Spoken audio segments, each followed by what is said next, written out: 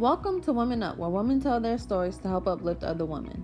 As women, we go through so much, but rarely do we tell our stories to one another.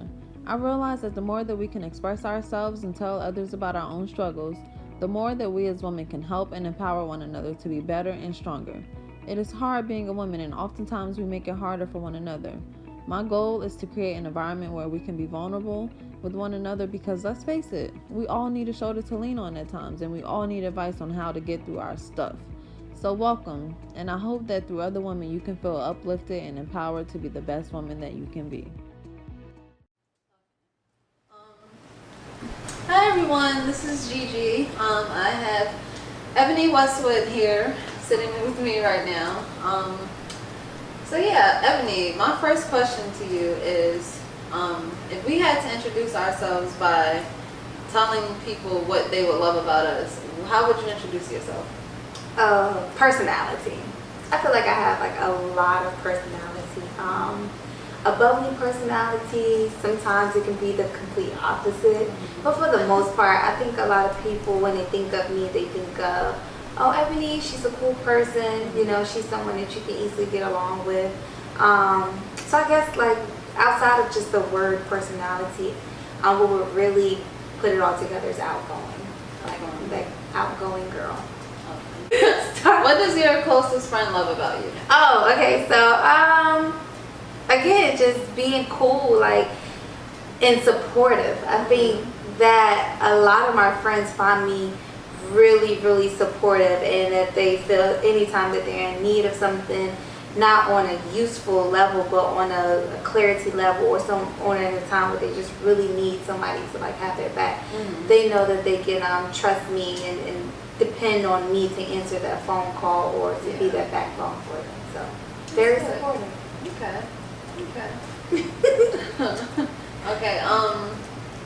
What is your biggest fear? My biggest fear is not fully reaching who God has created me to be.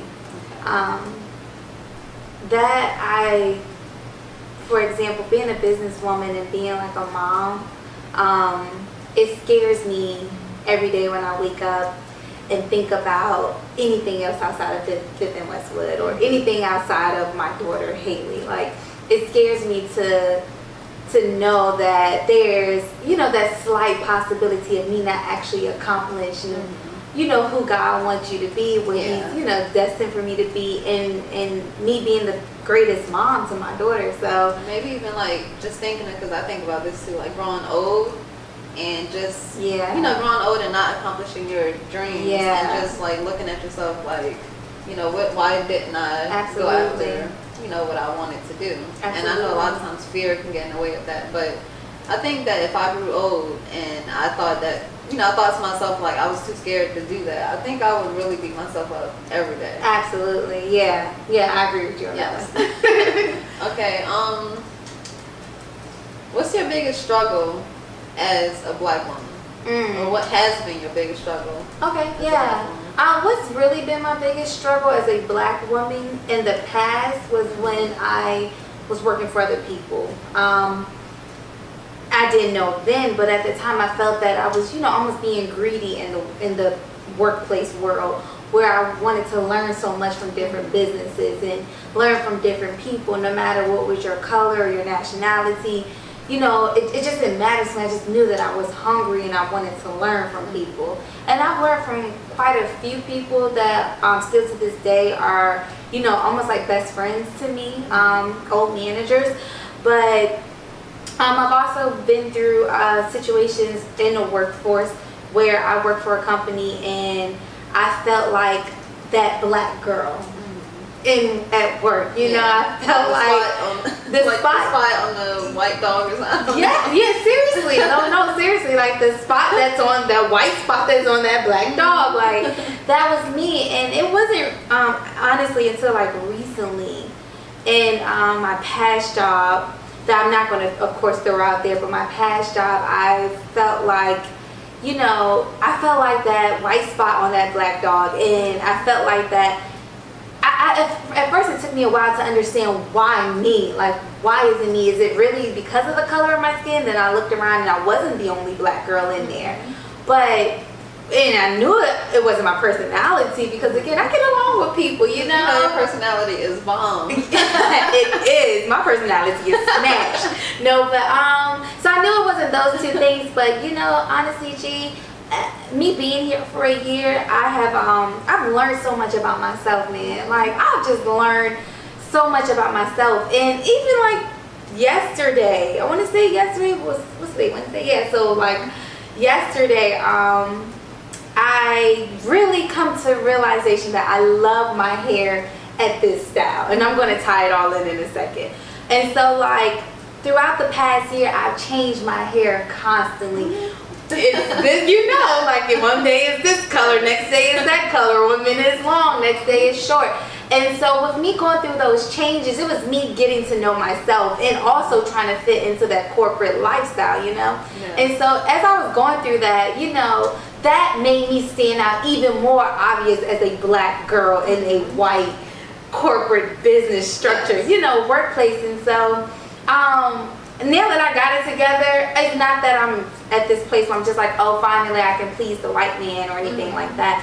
But I just know that because I was still finding myself on top of being a young black woman who's, you know, really about her business, really about, you know, her daughter, and, you know, on top of trying to work for somebody else's schedule, but requesting off and stuff, like, it was just that much of yourself. Right. You know, it was all of those things that drew even more attention to me. And so, yeah, for a while I struggled with that. Like, I struggled with going to work feeling happy because I know that I could go in a place and have a positive attitude, but the people around me just felt so negative towards me. And so they maybe felt threatened by you? Like, honestly, at this one particular place, yes, I feel that this one particular manager really felt threatened by me because one minute she could be my best friend, and then the next minute it was just like, oh, slashing tires type, you know, feeling. Yeah. And I mean, I say that because, like, you know, this lady put me onto another gig as an entrepreneur. Like, she knew that that was just my mentality, my hustle, and what really drive me. And so she put me onto another entrepreneur type of gig. And so I'm like, okay, cool. You get me. You get that this position right here is not just me. I have more to me. So she got that. But then I guess anytime something didn't go right for her, or maybe she was dealing with something personal, even if I flawed, you know, at work or whatever, she really switched the switch on me really fast. Almost like it wasn't really genuine. Right. She was feeling upbeat and positive. Maybe by herself. Exactly. Exactly. She could be like, I mean, like, I just didn't understand it. Yeah. And so for a while I was just like, well, I really started to look at the color of my skin, and it was like, is it because I'm black? Like, well, you talk like me, you know, and you almost walk like me, and we're women, like, how can this really be possible?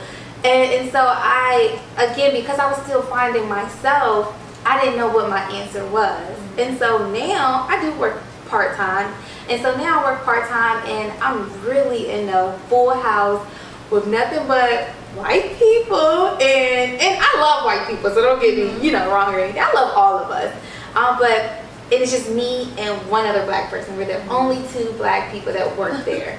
And I'm the only black girl that works there. And at first I started off like switching my hair up a little. I started with a short black bob, and then I came in with like this long natural brown hair, and now here it is. It's like back to this short color. But you go to work like that also? Yeah. Yeah. So like, okay, because I know the other job you were just kind of like eggshells. Yes, I was on a lot of eggshells at that job, and I mean, and you know, I feel that anytime someone can feel comfortable to constantly remind you of your hair change or your hair color, and they don't know you from a can of paint, then it to me, I feel like they are paying attention to you on the wrong side, you know? It's not like, oh, I love your hair. It's like, oh, new cut. Do you think a part of that is them not really accepting themselves and loving them, like really embracing who they are? Right. Because I think it takes us embracing who we are in order for us to really accept other people. They are. I feel that it's sad to say, but I feel that it can only probably relate either from the way you were brought up, you know, or the color of your skin. So for example, let's just say you are a white person, but you have like a black person's mentality, or you hung around a lot of black people, or you went to school with a lot of black people, then you know what it's like when your girlfriend comes to school with a new dude, you know, or some longer nails today. It's normal. She's used to that, or he's used to that. But when you're not either raised in that type of atmosphere, or you're still struggling to define yourself, it's hard for you to accept a black person's culture. And I honestly recently learned that, and I truly believe that as well. I feel like it's really hard for you to accept another culture and to know, okay, this young black girl comes in with another hairdo. Like, it's not saying that black women change their hair all the time, but if I could be honest, we do. We still, and I just honestly we have the ability to. Yes. and you can't, you white women can't really do it the way that we do it. Like that. Not to the extent. Like, exactly. Our hair is naturally curly. Exactly. Come in with press out. Exactly. Blowouts, Dominican. Like, you can do a lot as a black woman. You never know. And then dye your hair wig. Yes. We could do a lot. And I mean, it blew my mind years ago when I found out that they have white people like blonde, Caucasian with clip-ins and stuff.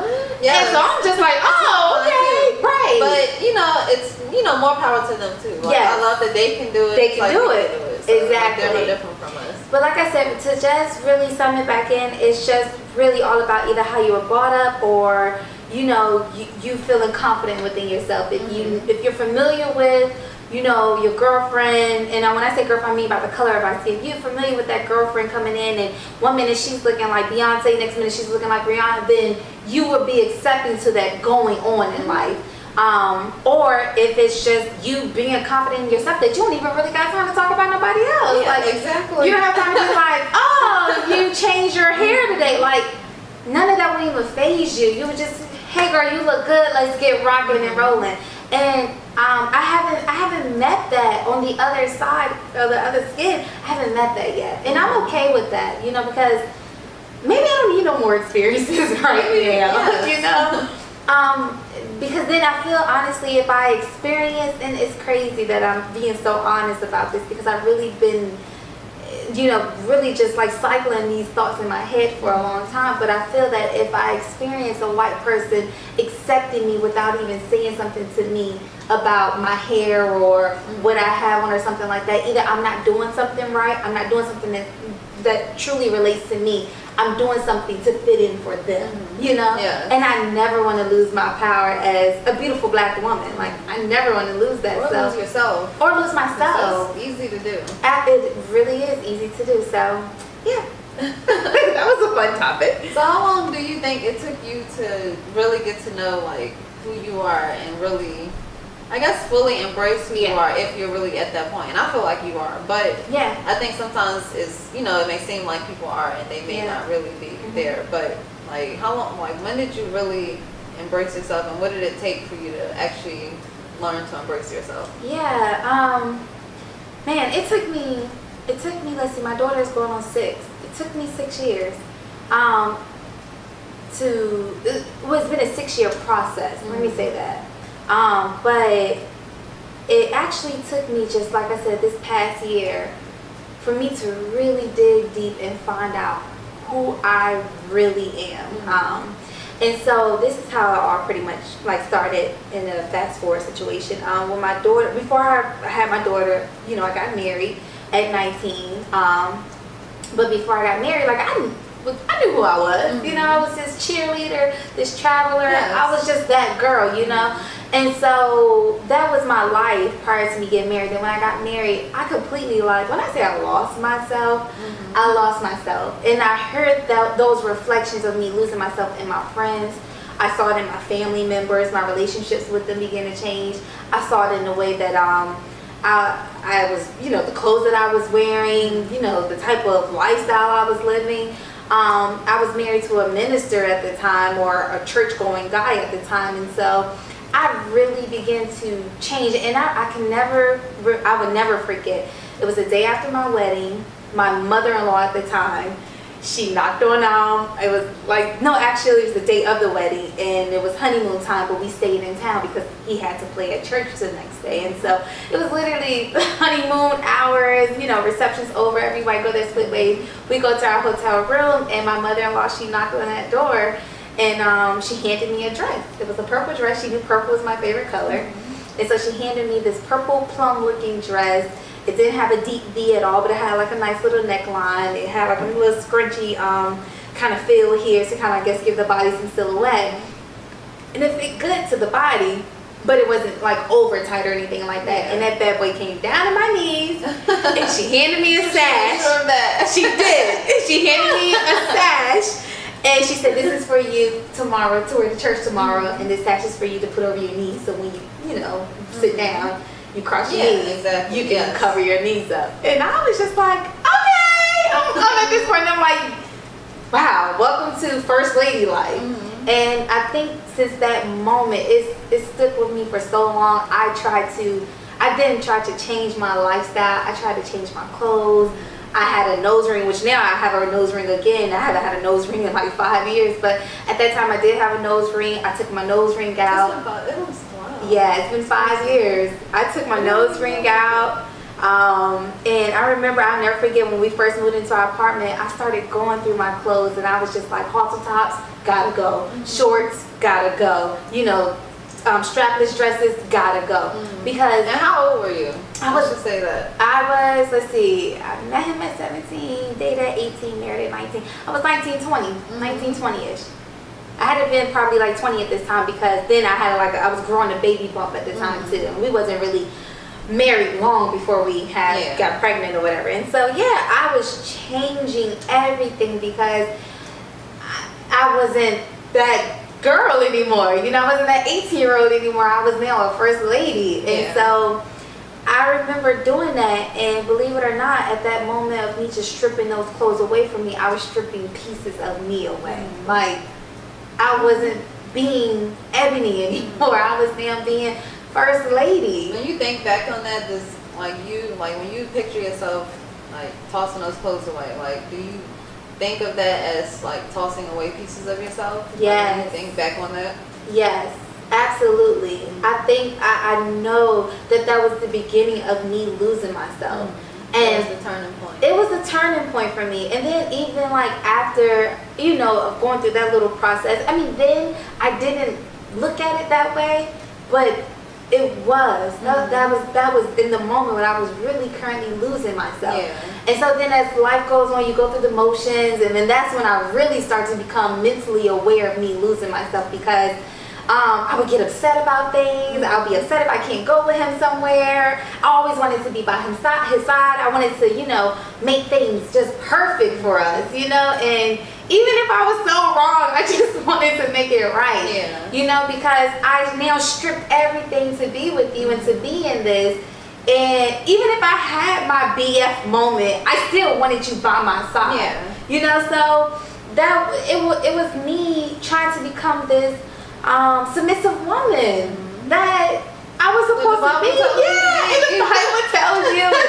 And that you know, it's like younger, when I was younger and I was dating, people would be like, you're the wifey type. So now I'm really a wife. Let me live up to that. So I really wanted to be that girl. And in the time of me being that girl, I stopped like partying, drinking. I stopped talking to certain people. And my friends would tell me this over the phone, like, Ed, what you mean it's not my season anymore?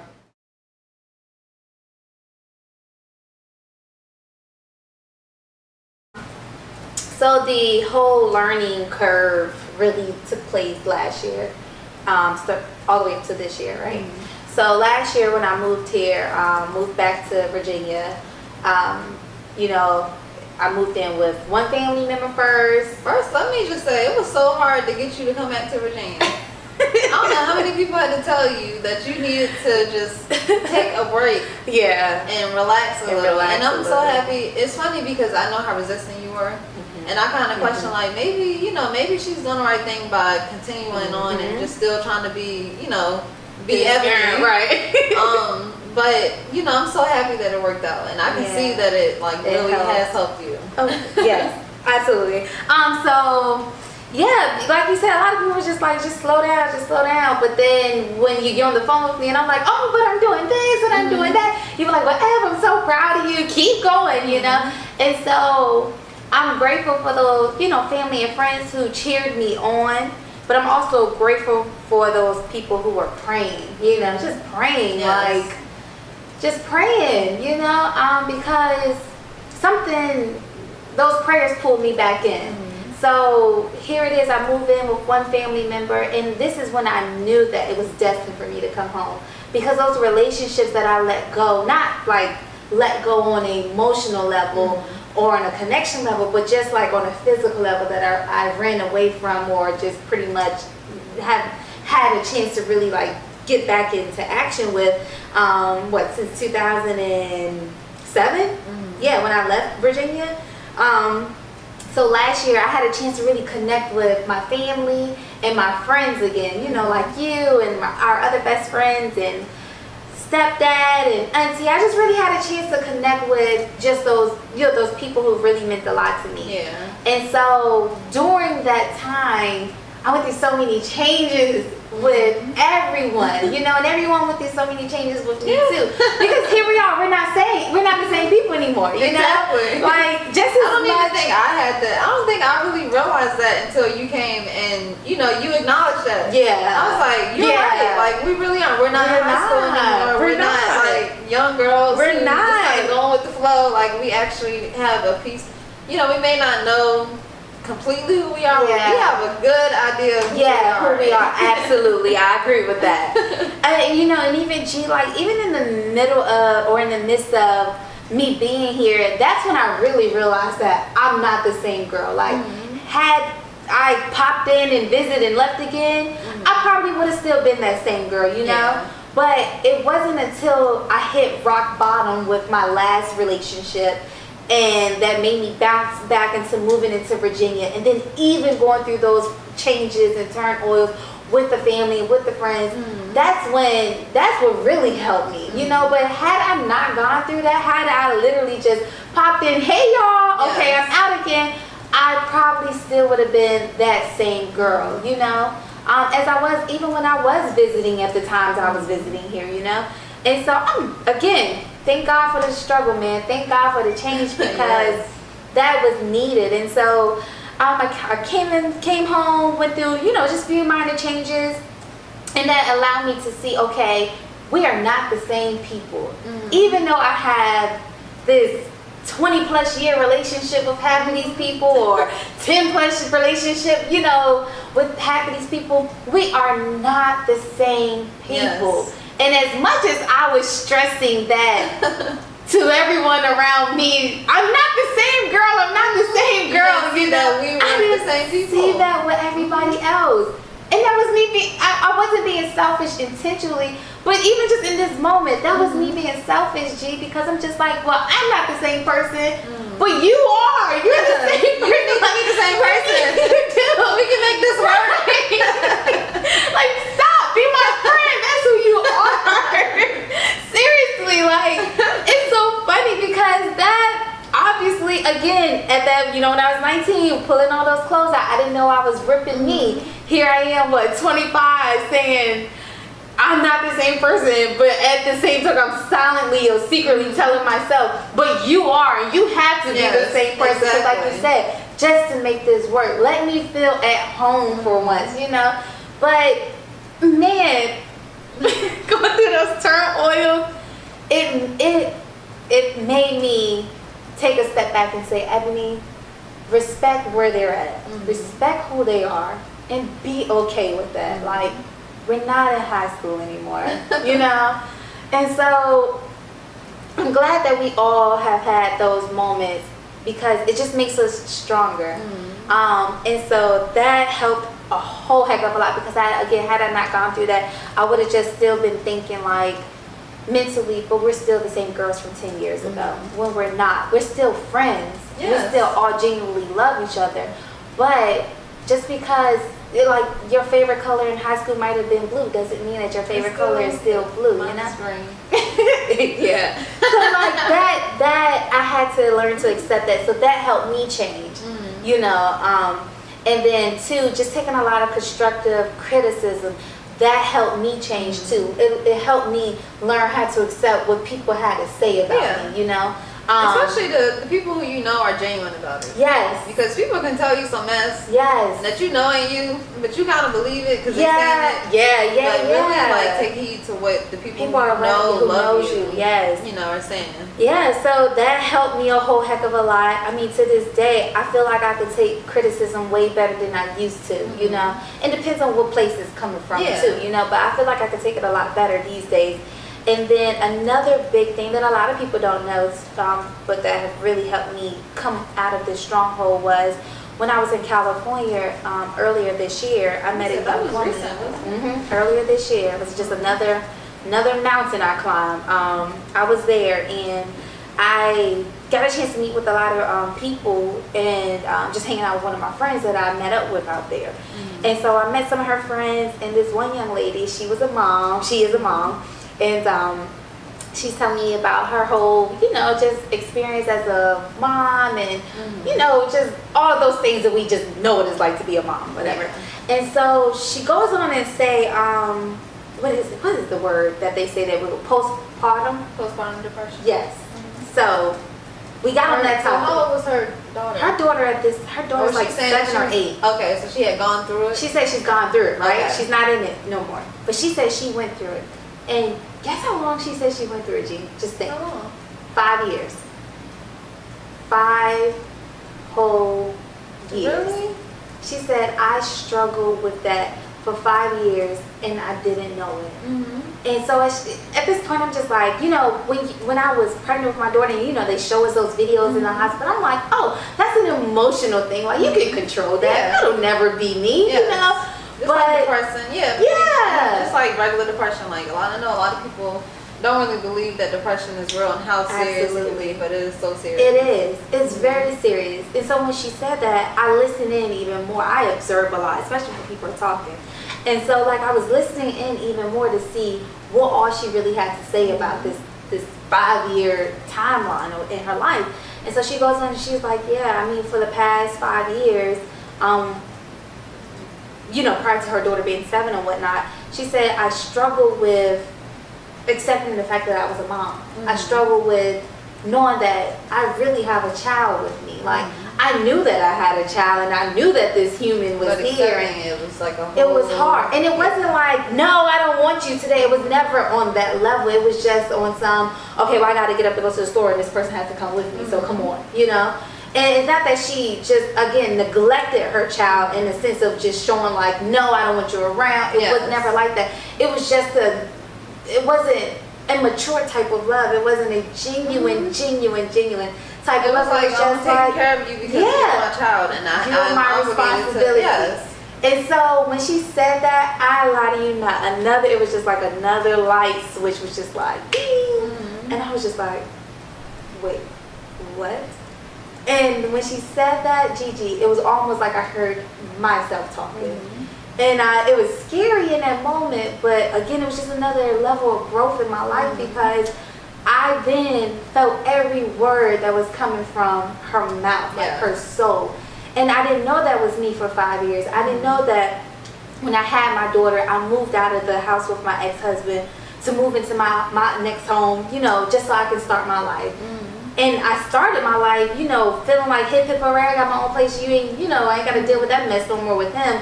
I'm good, but I didn't take the time out to get to feel, touch, and smell and see myself through that situation. You know, I just jumped out of it and jumped into another situation. Moved on with life, moved on with bills, moved on with being a single mom.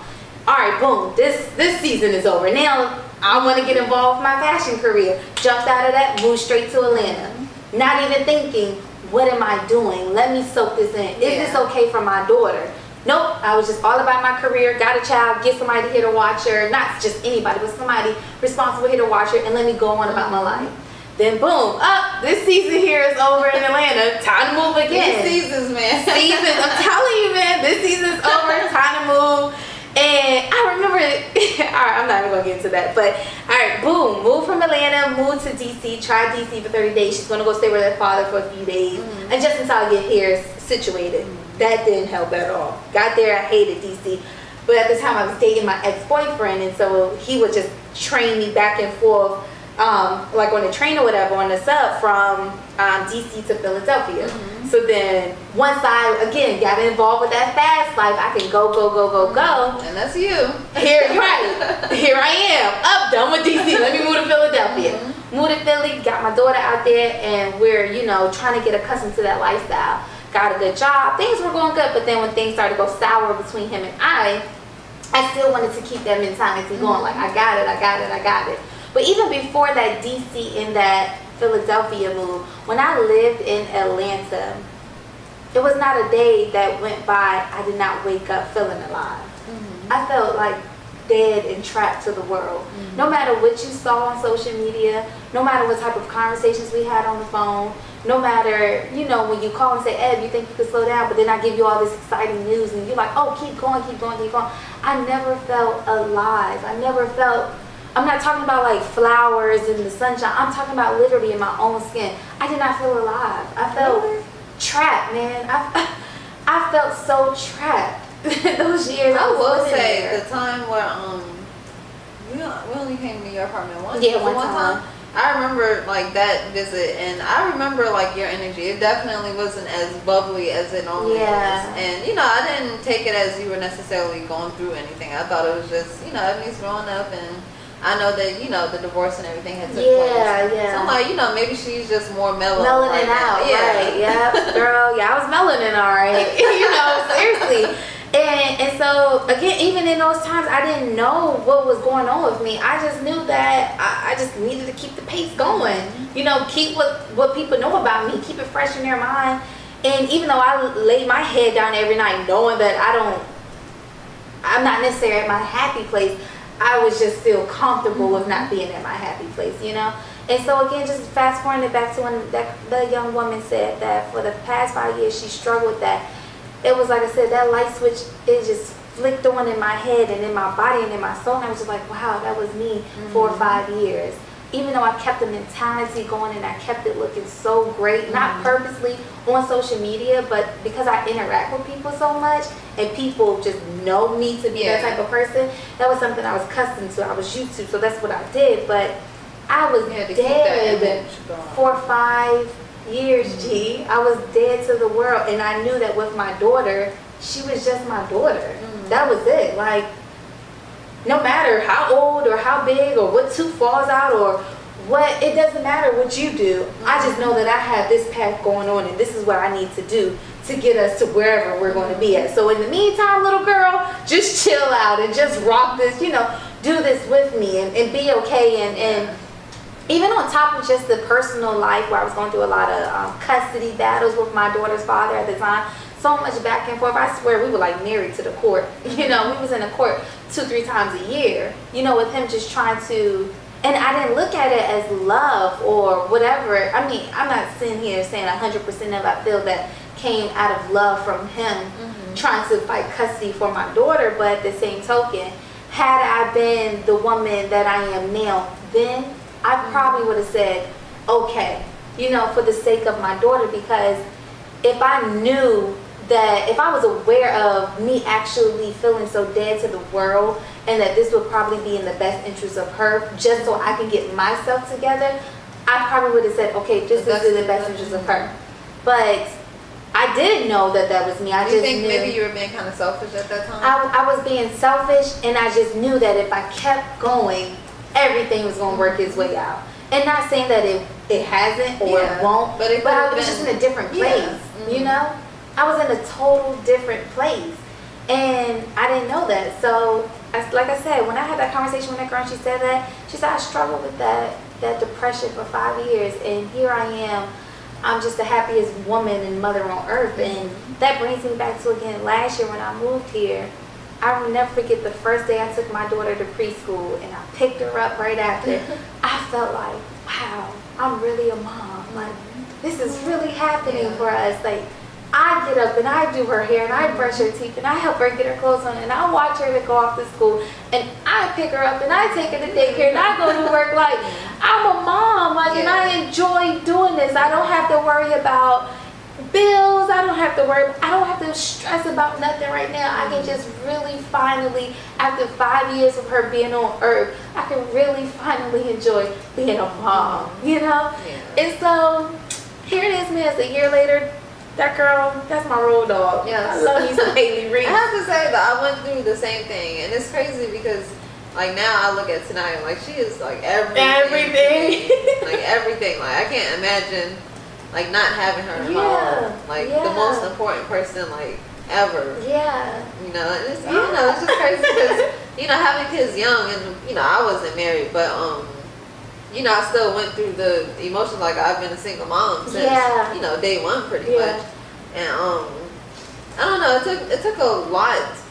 It took me to love myself to love her. Yes. And you know, that's why I think that self-love is like so important. Like above anything else, you cannot give love to other people if you don't completely love yourself. Yeah. And you know, that leads me to my last question for you. What advice would you give to women towards, you know, women's empowerment? Yes. What's honestly, the biggest advice you can give them? The biggest advice is do not, and I repeat, do not lose yourself. Do not lose your soul. You know, and if you find yourself, and I literally just put this again on Snap yesterday when I was talking about my hair, so I finally found a cut that reflects me. It fits me. You know, this cut shows who I am. I can be I love that look on you. I love it. Like one minute I can be spontaneous in it, I can be cool, I can be hip, and the next when it's time to get in go mode and business mode, this cut can still fit me. I don't have to define myself anymore in my hair, you know? Yeah. And so now that I also mentioned that, you know, with us being able to get, you know, social media and internet and TV reality and all those great things in front of us, we relate ourselves in their lighting so much that we forget ourselves.